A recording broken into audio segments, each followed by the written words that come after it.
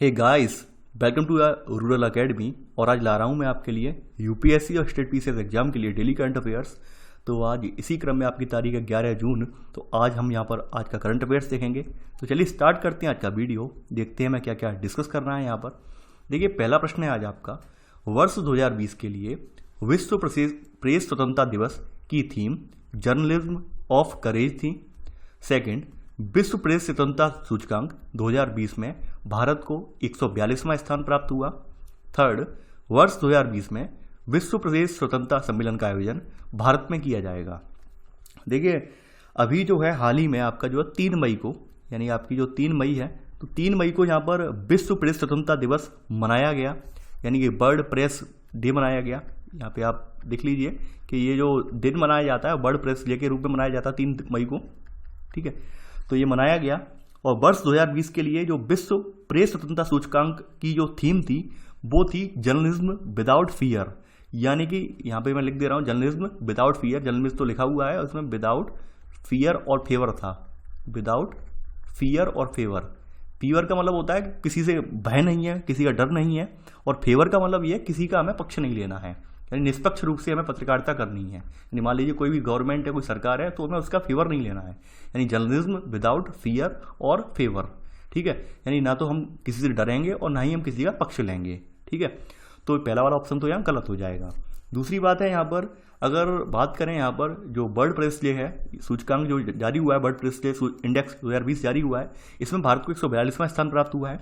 देखिए, ये 2020 का सर्वे जो किया गया था ये 180 देशों के मध्य किया गया था, यानी यहाँ पर 180 कंट्रियों के मध्य ये सर्वे हुआ था।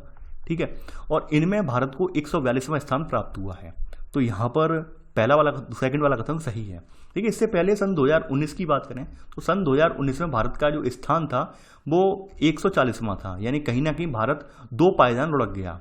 यानी भारत जो है 2019 की तुलना में भारत 2020 में 2 पायदान पीछे पहुंच गया, लुढ़क गया यानी कि। ठीक है, तो यहाँ पर सेकंड वाला कथन सही है। थर्ड है, वर्ष 2020 में विश्व प्रेस स्वतंत्रता सम्मेलन का आयोजन भारत में किया जाएगा। देखिए, थर्ड वाला ऑप्शन गलत है। नीदरलैंड, यानी कि आप जानते हैं नीदरलैंड के बारे में, नीदरलैंड कंट्री है, नीदरलैंड और यूनेस्को, यानी यहाँ पर नीदरलैंड और इसके साथ यूनेस्को, ये दोनों मिलकर यहाँ पर, यानी नीदरलैंड और यूनेस्को वर्ष 2020 में वर्ल्ड प्रेस जो है फ्रीडम कॉन्फ्रेंस की मेजबानी करेंगे। ठीक है, और ये इनकी जो मेजबानी जो होगी ये 18 से लेकर 20 अक्टूबर के मध्य होगी। ठीक है, और कहाँ पर होगी? ये नीदरलैंड का एक शहर है हेग, तो नीदरलैंड के शहर हेग में होगी। ये आप लिख लेना, या लिखना नहीं है, सॉरी, बार बार मैं नोट्स बनवाता हूँ तो मुझे वही चीज़ें याद आती हैं, लिख लेना, लेकिन लिखना नहीं है, केवल आप अपना देख लेना। ठीक है, क्योंकि नोट्स लगातार आपके बनते हैं तो मुझे वही चीज़ें याद रहती हैं कि लिख लेना। ठीक है, तो इसे यहाँ पर ऐसे मत लेना। तो यहाँ पर ये पूछा गया है कौन सा कथन सही नहीं है, यानी गलत पूछे गए हैं। तो यहाँ पे पहला और तीसरा कथन सही नहीं है, तो आंसर है सी, केवल 1 और 3। प्रश्न नंबर 2 है आज आपका, राष्ट्रीय आधुनिक कला संग्रहालय की स्थापना वर्ष 1954 में की गई और यह वर्ष 1850 से अब तक की आधुनिक कलाकृतियों को संकलित एवं संरक्षित करता है। सेकंड ऑप्शन है, अपनी स्थापना से अब तक की आधुनिक कलाकृतियों को संकलित एवं संरक्षित करता है। थर्ड है, 20वीं शताब्दी से अब तक की आधुनिक कलाकृतियों को संकलित एवं संरक्षित करता है। डी है, वर्ष 1857 से अब तक की आधुनिक कलाकृतियों को संकलित एवं संरक्षित करता है।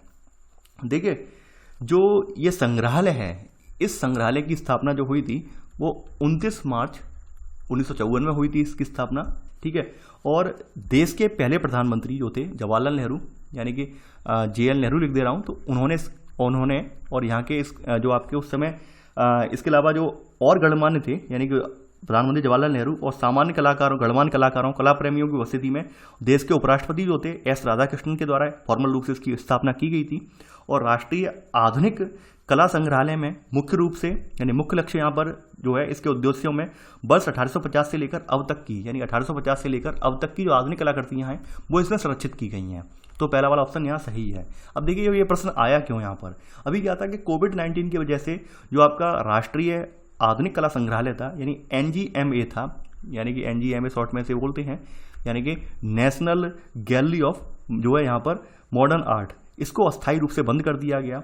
और इस दौरान राष्ट्रीय आधुनिक कला संग्रहालय देशव्यापी लॉकडाउन के दौरान अपने संग्रह की कुछ देखी गई, कुछ अनदेखी गई जो दुर्लभ कलाकृतियां थी, इनको प्रस्तुत करने के लिए एक वर्चुअल कार्यक्रम इसने स्टार्ट किया है।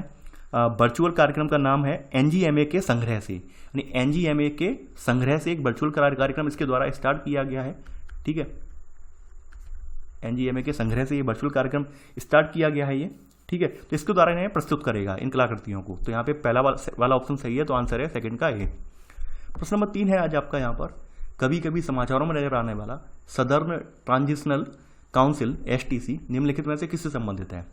पहला है दक्षिणी गोलार्ध में स्थित देशों का व्यावसायिक समूह को, बी है खाद्य सुरक्षा की दिशा में कार्यरत विकासशील देशों के एक समूह को, थर्ड है यमन के अलगाववादी समूह को, डी है दक्षिणी सूडान में कार्यरत संयुक्त राष्ट्र संघ के सैन्य मिशन को। यानी कि किससे संबंधित है?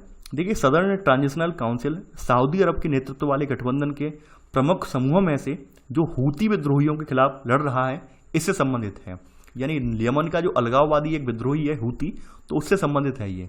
ठीक है, और किसका ये है यानी सऊदी अरब का नेतृत्व वाला है ये। ठीक है, तो यहां पर ऑप्शन होगा थर्ड का सी। प्रश्न नंबर 4 है आज आपका, चौथा प्रश्न है आज आपका कि ट्रेंड इन मिलिट्री एक्सपेंडिचर नामक रिपोर्ट किस वैश्विक संस्था द्वारा जारी की जाती है? पहला है संयुक्त राष्ट्र सुरक्षा परिषद, सेकंड उत्तरी अटलांटिक संधि संगठन NATO, third global security research institute, डी है Stockholm international Peace Research institute. देखिए, यहाँ पर जो trend in military expenditure report है, ये स्वीडन की राजधानी, यानी स्वीडन की आपको राजधानी पता है क्या है? स्टॉकहोम है। तो स्वीडन की राजधानी में स्टॉकहोम में जो इंस्टीट्यूट है, ये Stockholm international Peace Research Institute है, इसके द्वारा ये जो है, यानी कि जिसे हम सिप्री के नाम से भी जानते हैं, इसे शॉर्ट में हम जो है सिप्री के नाम से भी जानते हैं, यानी सिप्री का मतलब हो गया Stockholm international Peace Research Institute, SIPRI के नाम से भी इसे जानते हैं। ठीक है, तो इसके द्वारा दी जाने वाली एक वार्षिक रिपोर्ट है, यानी कि ये रिपोर्ट जो है ईयरली रिपोर्ट है, यानी वार्षिक स्तर पर रिपोर्ट आती है। और ये करती क्या है ये रिपोर्ट? ये करती है, यह संस्था युद्धों में युद्धक सामग्रियां, हथियार नियंत्रण और निशस्त्रीकरण के क्षेत्र में शोध का कार्य करती है। और trend in world military expenditure report में विश्व के विभिन्न देशों के वार्षिक सैन्य खर्चे के आंकड़े यहाँ पर प्रस्तुत किए जाते हैं। साथ ही इस रिपोर्ट में सैन्य खर्च में वृद्धि की राजनीतिक, आर्थिक और सुरक्षा से जुड़े कारकों के साथ साथ, ठीक है, उनके प्रभावों की यहाँ पे विवेचना की जाती है, पूरा एनालिसिस किया जाता है। फिलहाल अभी आपके यहाँ अमेरिका पहले पायदान पर है, यानी इस रिपोर्ट के अकॉर्डिंग सबसे ज़्यादा जो सैन्य खर्च करने वाला देश है वो अमेरिका है। तो एक सेकंड नंबर पर आपका जो है चाइना, शैतान पड़ोसी। ठीक है, थर्ड पर हम लोग आ गए हैं, यानी कि हमारा इंडिया है सबसे ज़्यादा जो है मिलिट्री एक्सपेंडिचर करने वाला, सबसे ज़्यादा मिलिट्री के लिए खर्च करने वाला। इससे पहले इसकी जो पुरानी रिपोर्ट थी, सन 2018 की रिपोर्ट थी, ये 2019 वाली रिपोर्ट है, ये सन 2019 में आई हुई रिपोर्ट है, सन 2020 में जारी की गई है ये। इससे पहले सन 2018 में ये था कि इंडिया चौथे पायदान पे था। इससे पहले इंडिया जो था सन 2018 वाली रिपोर्ट में चौथे पायदान पे था। थर्ड पर यहाँ पे सऊदी अरेबिया था। ठीक है, थर्ड पर यहाँ पर क्या था? सऊदी अरेबिया था। तो ये ध्यान रखना, अगर पूछा जाएगा यहाँ से कहीं से कि भाई 2018 में क्या था, 2018 में इंडिया चौथे पायदान पर था, इस बार ये तीसरे पायदान पे पहुंच गया है। तो यहाँ पे चौथे का ऑप्शन होगा डी। पांचवा प्रश्न है आज आपका, निम्नलिखित कथनों पर विचार कीजिए, यहाँ बताना है कौन सा कथन सही है। पहला है विश्व बौद्धिक संपदा संगठन 193 देशों का संगठन है। सेकंड, इसकी स्थापना वर्ष 1967 में हुई थी। थर्ड, वर्ष 2020 में विश्व बौद्धिक संपदा दिवस का theme innovate for a green future है। देखिए, वर्ल्ड इंटेलेक्चुअल प्रॉपर्टी ऑर्गेनाइजेशन जो है, यानी कि जो WIPO है, बौद्धिक संपदा सेवाओं, नीति सूचना और सहयोग के लिए एक वैश्विक मंच है। और यहाँ पर इस संगठन में 193 सदस्य देशों के साथ संयुक्त राष्ट्र की एक स्ववित्त पोषित एजेंसी है यहाँ पर। तो पहला वाला कथन तो यहाँ पर सही है। सेकंड ऑप्शन है यहाँ पर, देखिए इसकी स्थापना वर्ष 1967 में हुई थी, ये बिल्कुल सही है। और इसका जो मुख्यालय है जेनेवा, यानी जेनेवा स्विट्जरलैंड में है, ये आप ध्यान रखना, इसका मुख्यालय जेनेवा स्विट्जरलैंड में यहाँ पर इसका मुख्यालय है। ठीक है, तो यहाँ पे सेकंड ऑप्शन भी सही है। थर्ड है यहाँ पर, देखिए यहाँ पर कहा गया है कि इस बार की जो थीम है वो innovate for a green future है। ये थर्ड वाली कथन बिल्कुल सही है। इस बार की थीम जो है विश्व वर्ल्ड इंटेलेक्चुअल प्रॉपर्टी में जो थीम रखी गई है वो innovate for a green future रखी गई है। और देखिए जो वर्ल्ड इंटेलेक्चुअल प्रॉपर्टी डे होता है, WIPD जिसे हम बोलते हैं शॉर्ट में, वर्ल्ड इंटेलेक्चुअल जो प्रॉपर्टी डे, तो ये हर वर्ष 26 अप्रैल को मनाया जाता है, 26 अप्रैल को यहाँ पर। ठीक है, प्रतिवर्ष 26 अप्रैल को दुनिया भर में विश्व बौद्धिक संपदा दिवस के रूप में इसका आयोजन किया जाता है। ठीक है, 26 अप्रैल को मनाया जाता है वर्ल्ड इंटेलेक्चुअल प्रॉपर्टी डे के रूप में। ठीक है, तो ये याद रखना आप। तो यहाँ पर तीनों ही ऑप्शन सही हैं, तो आंसर होगा डी, यानी 1, 2 और 3। तो ये तो था हमारा आज का वीडियो। आई होप आपको ये वीडियो पसंद आया होगा। देखिए, आप लोग रूरल एकेडमी के चैनल के इस वीडियो को लाइक शेयर करना बिल्कुल भी ना भूलें। इसके अलावा आप स्टडी विद मयंक पर वहाँ पर प्रॉपर में नोट्स भी आ रहे हैं, तो आप लोग वहाँ पर प्रॉपर नोट्स बनाते रहें। साथ ही साथ आपके कोई क्वेरीज या डाउट हैं वो मुझे कमेंट में बताते रहें। तो चलिए, आज के लिए बस इतना ही। Thanks for watching. जय हिंद।